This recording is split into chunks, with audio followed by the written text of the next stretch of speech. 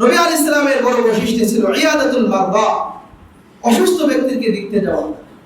কেউ যদি সাহাবায়ে কেরামদের জন্য অসুস্থ হইতেন, তিনি স্বয়ং উপস্থিত হইতেন, দেখতে যাইতেন, দোয়া কালাম করে দিতেন। বহু ঘটনা বর্ণিত হয়েছে। এমনকি ইহুদি বিধর্মী যাদের সঙ্গে রাসূলের সম্পর্ক থাকতো, একটু মহব্বত ভালোবাসা থাকতো, তাদেরকে পর্যন্ত দেখতে যেতেন। সাদ রাদিয়াল্লাহু অসুস্থ ছিল, মৃত্যু শয্যায় শায়িত, আল্লাহ নবীজি নিজে গিয়েছেন, তার অবস্থা দেখে রাসূল সাল্লাল্লাহু আলাইহি ওয়াসাল্লাম নিজে কেঁদে দিয়েছেন। বিধর্মীদেরকেও দেখতে চাইতেন। একটি ঘটনা এসেছে যে একটা ইহুদি যুবক, তার সঙ্গে রাসূল সাল্লাল্লাহু আলাইহি ওয়াসাল্লামের একটা সম্পর্ক ছিল। যখন দেখলো সে অসুস্থ, মারা যাওয়ার উপক্রম হয়ে গেছে, নবীজি কয়েকজন সাহাবীদেরকে নিয়ে তাকে দেখতে গেছে। দেখতে গিয়ে তার পাশে বসলো ওই ইহুদি, তার পাশে তার বাবাও বসা।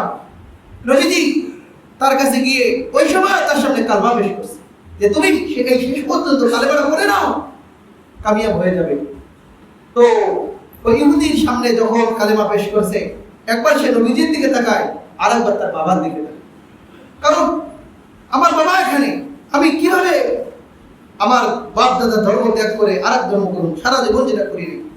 তো ওর বাপ যখন দেখলো সে মারা যাইতেছে, এখন আর কি, তো বললো যে ঠিক আছে, যে আবুল কাসেম হুজুরের উপাধি, যে আবুল কাসেম যেটা বলে তুমি সেটা শোনো।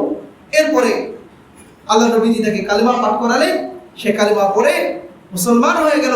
এরপরে সে ইন্তেকাল করলো, এখন তার নামাজ পড়ার সুযোগ পায়নি। সুবহানাল্লাহ।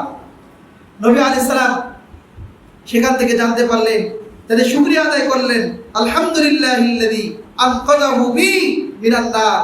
সেই আল্লাহ তাআলার প্রশংসা যে আল্লাহ তাআলা আমার মাধ্যমে একজনকে জাহান্নাম থেকে নিষ্কৃতি দান করেন। সুবহানাল্লাহ। যে নবীজি মানুষের প্রতি এরকম দয়াশীল ছিলেন,